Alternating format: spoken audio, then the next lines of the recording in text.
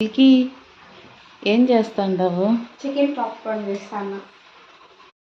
Chicken, cornflour, bread powder, మైదా వేసుకోవాలి mummy.